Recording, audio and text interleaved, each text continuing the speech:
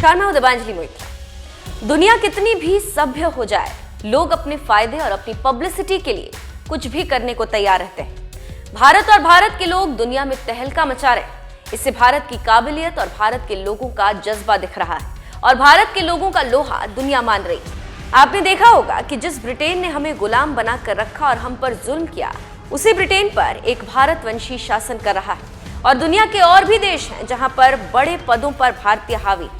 इसी का नतीजा है कि अब भारतीयों से लोग जलने लगे हैं और उसी का नतीजा है कि काबिलियत, मेहनत से मुकाबला कोई और नहीं कर पा रहा तो वो अब नस्लीय टिप्पणी करने लगे।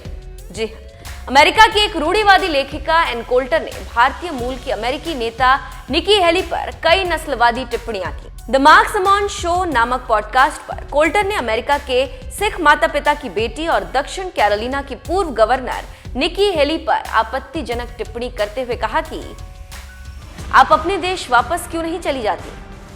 कोल्टर ने अपनी नफरत प्रकट करते हुए निकी को हास्यास्पद करार दिया। उन्होंने आगे कहा कि वो एक हास्यास्पद इंसान है, जो लोग उनका समर्थन करते हैं वे वास्तव में सेक्सिस्ट हैं। मुझे नहीं लगता कि उन्हें 2% से ज्यादा वोट मिलेंगे।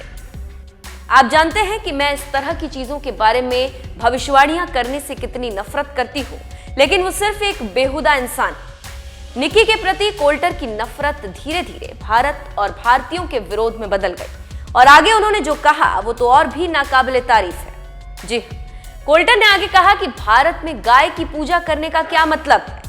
वहां लोग भूख से मर रहे हैं। क्या आप जानते हैं कि उनके पास एक चूहे का भी मंदिर है जहां वे चूहों की पूजा करते हैं।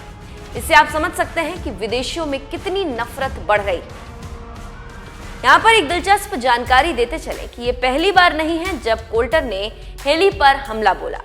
इससे पहले 2016 में कोल्टर ने ट्रंप से हेली को निर्वासित करने के लिए कहा था, लेकिन ये सब अचानक नहीं हुआ क्योंकि निकी ने 15 फरवरी को अमेरिकी राष्ट्रपति चुनाव में रिपब्लिकन पार्टी की उम्मीदवारी के लिए ट्रंप को चुनौती दी।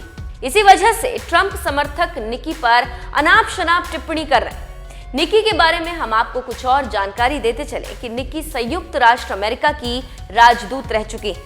अपनी उम्मीदवारी की घोषणा करते हुए हेली ने कहा था कि हम 20वीं सदी के नेताओं के साथ 21वीं सदी की लड़ाई नहीं जीत पाएंगे। हेली के माता पिता 1960 के दशक में पंजाब से कनाडा चले गए थे। बाद में वे आकर अमेरिका में बस गए।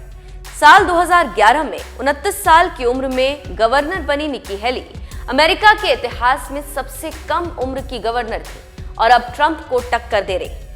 अगर सब कुछ सही सलामत रहा तो वो दिन दूर नहीं जब दुनिया के 2 शक्तिशाली देशों पर कोई भारतीय खून राज करता मिलेगा। अभी फिलहाल तो अमेरिका की उपराष्ट्रपति कमला हैरिस हैं, ब्रिटेन के प्रधानमंत्री ऋषि सुनक हैं, सूरीनाम और मॉरिशस और कई और छोटे देशों में भारतीयों का जलवा कायम है। देखना होगा कि आगे अमेरिका में क्या होता है।